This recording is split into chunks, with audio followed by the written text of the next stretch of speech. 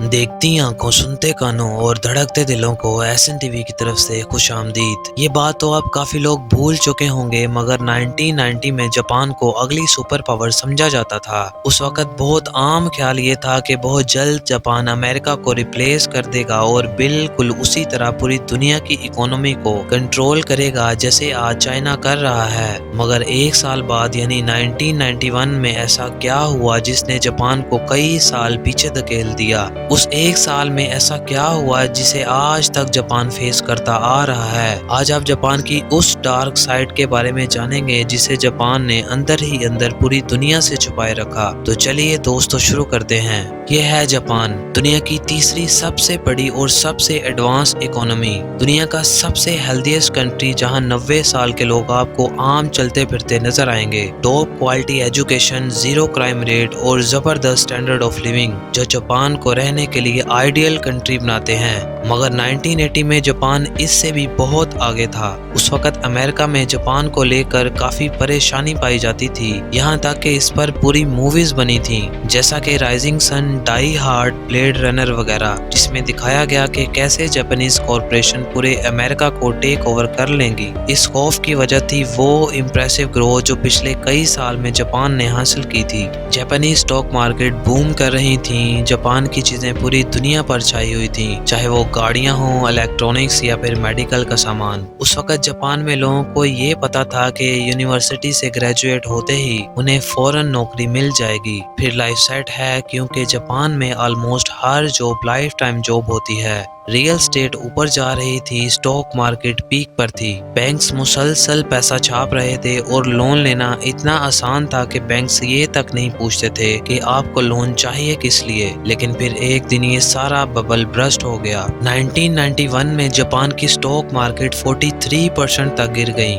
Real estate की prices भी 50% से ज्यादा गिर गई। लोन की अनलिमिटेड सप्लाई की वजह से लोगों ने ज़ॉम्बीज कंपनी खड़ी की हुई थी जो कई साल पहले बैंकरप्ट हो चुकी थी, मगर बैंक से लोन मिलने की वजह से वो कभी बंद ही नहीं की गई। जापान की मार्केट इतनी बुरी तरह से कोलैप्स की कि आप कोई भी इसमें इन्वेस्ट नहीं करना चाहता था। जापान जो इकोनॉमिक टाइगर था, आप सिक मैन ऑफ एशिया बन चुका था। लेकिन ऐसी ऊंच नीच तो इकोनॉमीज में आती रहती हैं, फिर ऐसा जापान के साथ क्या डिफरेंट हुआ? असल में जापान के साथ अब कुछ ऐसा होने जा रहा था जो उसकी एक पूरी जनरेशन को इफेक्ट करने वाला था। इस पूरी घटना को समझने के लिए हमें जापान के जॉब कल्चर को समझना पड़ेगा। जापान में आपका करियर शुरू होता है शुशुकु कटसुडू से।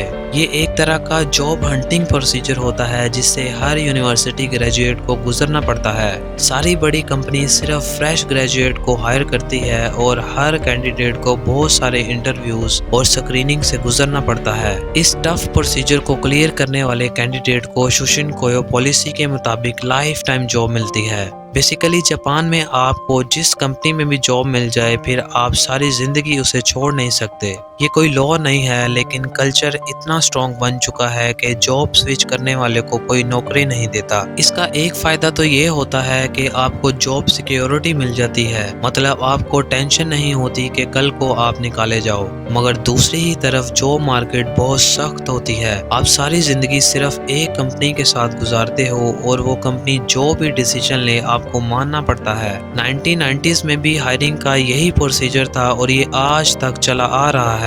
अगर आप ये इंटरव्यू प्रोसेस क्लियर ना कर सको तो आप समझ लो कि आपको कभी जॉब नहीं मिलेगी। ये एक ऐसा दरवाजा है जो सिर्फ एक बार खुलता है। 1991 के इकोनॉमिक क्राइसिस में सारी बड़ी कंपनीज ने अपनी हायरिंग फ्रीज कर दी और अगले 13 साल तक ये हायरिंग ऐसे ही बंद रही। इस पीरियड को जापान एम्प्लॉयमेंट आइस एज भी कहा जाता है। वो लोग जो 1991 में ग्रेजुएट हुए थे उन्हें अगले 13 साल तक कोई जॉब नहीं मिली और जब 2004 में हायरिंग दोबारा खुली तो वो 30 से 40 साल के हो चुके थे और कोई जापानीज कंपनी उन्हें हायर करना ही नहीं चाहती थी, क्योंकि वो तो सिर्फ फ्रेश ग्रेजुएट को हायर करते हैं। ये एक पूरी जनरेशन थी, तकरीबन 2 करोड़ लोग, जिन्हें the lost generation of Japan भी कहा जाता है। आज इस जनरेशन के कुछ लोग कम आमदनी वाली जॉब करते हैं, लेकिन ज्यादातर लोग ऐसे हैं जो अपने पेरेंट्स के साथ रहते हैं और उन पर डिपेंडेंट हैं। मतलब 30 से 40 साल के लाखों लोग जो आज भी अपने पेरेंट्स के पैसों पर गुजारा करते हैं। इनमें से कुछ लोग ही हिकिकोमोरी हैं, मतलब ये वो लोग हैं जो उस अरसे में इतने ज्यादा डिसअपॉइंट हुए कि उन्होंने अपने आप को सोसाइटी से बिल्कुल अलग कर लिया।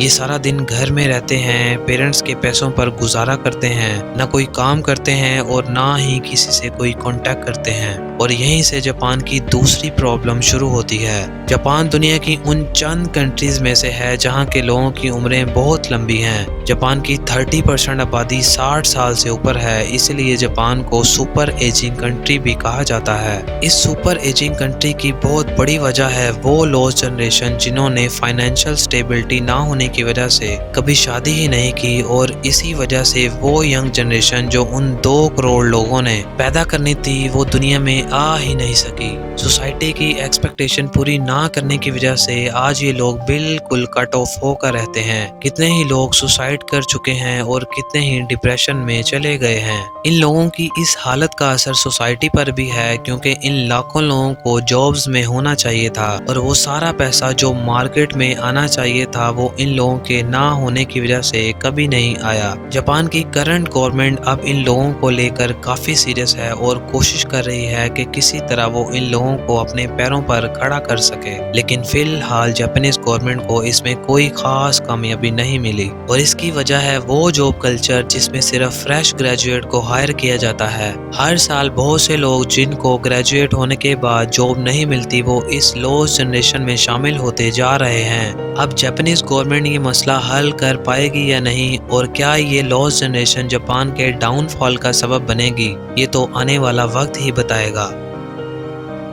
उम्मीद है मेरी बाकी वीडियोस की तरह आप इसे भी लाइक और शेयर करेंगे। मिलते हैं एक नई शानदार वीडियो में।